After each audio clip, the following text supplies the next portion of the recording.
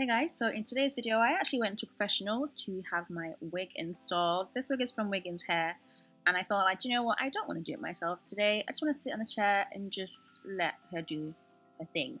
So I'm with Papa Chichi Style. I've been really obsessed with how the Nigerian hairstylist lay their frontals. I'll show you a picture just in case you don't know. This like overly plucked hairline, a lot more like forward in just... it looks unreal. They just look flawless. So be prepared to have a lot of the hair plucked because that's kind of the effect. So because the frontal is already attached to the wig, I needed the frontal to come much further down. So she had to like cut a bit of the frontal on the sides to give some room for the wig to move down. As you can see, she's pushing it a lot more forward. So I think they usually do this before they apply the rest of the bundles. They would usually just like customize the frontal first, but yeah, so because there wasn't much hair on the sides, she does have to cut a little bit of the frontal that's attached to the rest of the wig just so she can push it more forward, as you can see. I hope that makes sense. So yeah, if you don't mind having your wig cut here and there, then yeah, but I think next time I'll probably have the frontal done first and then bundles added later on. By the way, this is a 13x6 and I feel like this is the only frontal that can work with this look. I don't think you can do this with 13x4 because you need a lot of parting space and a lot of hair because you will be tweezing a lot and, you know, doing all that customization. So 13x6, and this is a 24-inch wig as well. So she's just going to cut off the lace and try and glue it down. One thing I didn't do before getting to her was to tint my lace. I just assumed she was going to do that herself.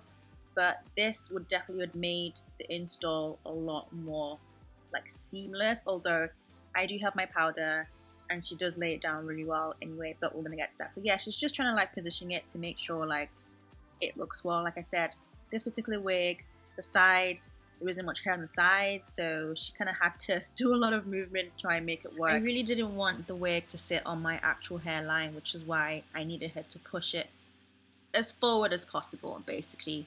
So she opted for this glue. I think it's one of those like, you know, bolt hole type glue. I haven't used this type of glue in a long time. My hairline said we need to give it a rest. So I've just been using like sprays and stuff like that. And because taking off this glue is such nasty work, especially when it gets into your actual hair. But I wanted to have this done the way they do it. I wanted to have this laid to perfection. So she's applying this. I think she added 3 layers for this. She tried to get it as far away from my actual hairline as possible because, you know, you've got to protect your natural hair. But for the sides, because the frontal couldn't go past this point, she did have to put some of that glue on the side of my actual hair because we need some support. So that's what's happening here.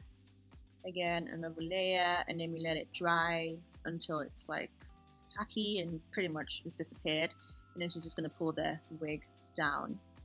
I do have to say the frontal was really good. Despite it not being tinted, it laid really well, like seamless. I just had to go over it with some powder at the end, but like it was so flat and just it felt like it was coming out of my scalp. It was really, really good. So I definitely would give props for that. And obviously I lay my frontals without makeup on, without foundation, but we were filming some content, which is why I had a full beat. And that usually also helps with how well frontal lays when there's nothing like on your face or on your hairline. So she did her best trying to make sure that the frontal did cover my sides as best as she can without ripping the frontal. So as you can see, like the hairline is looking pretty good, like really good. And she's so good when it comes to plucking. It looks really good. So we're just trying to get everything down, making sure there aren't any like stray strands of hair, and just like using the comb to flatten everything down. Can we take a second to look at this hairline, please? If you've been watching my videos, you know my wigs never look like this. My hairline never be looking like this. This is ridiculous. Like, ridiculous. If I could get my hair done by someone every single time, I would do it. Because this is perfection. She's going over it with this, I think it's like a melting spray by this other hairstylist from Nigeria. I think it's called Care. And I'm just in awe right now. I couldn't see this obviously when I was there, but looking at my camera right now, like, it looks so good. Like, I am gonna do some more wigs like this, like definitely.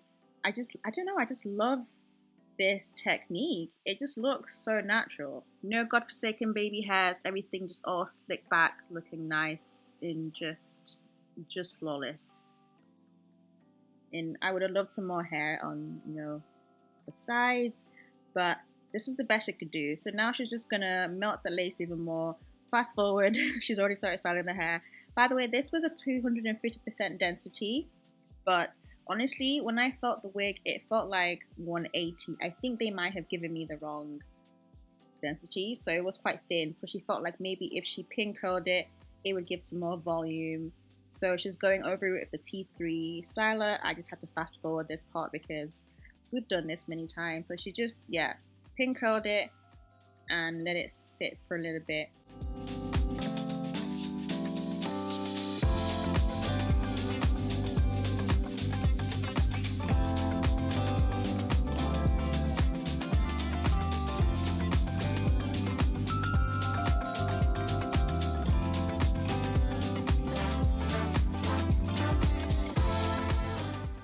Okay, moment of truth. We were like, surely this has made a difference in the volume of this hair. I also didn't mention this. She did cut some layers as well to try and help with, like, you know, the volume and everything. But at this point, we were like, we could do much better than this. It could be much better. And I was like, I could have just added some more bundles. If it's not 400 to 500 grams plus hair, it's not a JJ wig. Let's be real.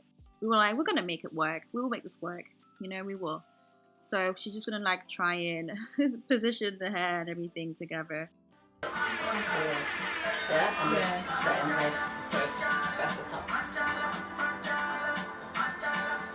Like, just give me one more bundle here. Right? I'm gonna have to buy one. I have to get one because there's a lot of potential this one has, you know. 100%.